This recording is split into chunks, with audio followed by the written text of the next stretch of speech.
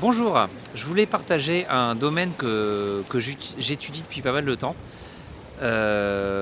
C'est sur le fait d'entreprendre quelque chose et d'avoir plus ou moins de résultats.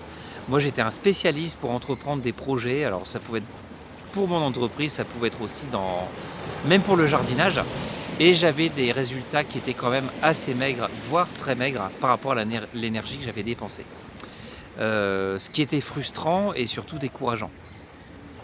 Un jour, j'ai entendu la phrase de Sai Baba. Donc Sai Baba, c'est quelqu'un qui est considéré comme sage. Donc je vous l'ai dit, c'est il ne faut pas renoncer à l'action, mais renoncer dans l'action.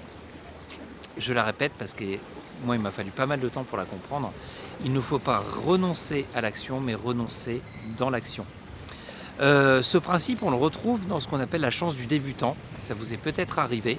On vous propose de jouer à un jeu et vous apercevez que vous avez un taux de réussite assez élevé alors que vous n'avez aucune compétence dans ce jeu.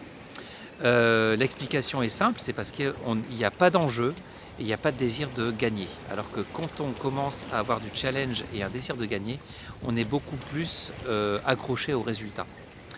La bonne nouvelle, c'est qu'on peut être dans cette manière de faire, dans ce fonctionnement, tout en étant compétent. On a le droit d'avoir les deux à la fois. Comment faire? Une technique simple, c'est de se poser la question, si j'étais à la fois dans la chance du débutant et à la fois compétent, comment est-ce que ça se passerait pour moi?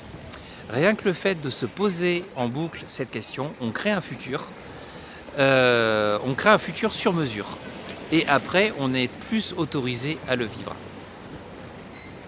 Voilà pour ce petit principe que je partage et j'attends de vos nouvelles si vous avez testé. Je vous souhaite une bonne journée.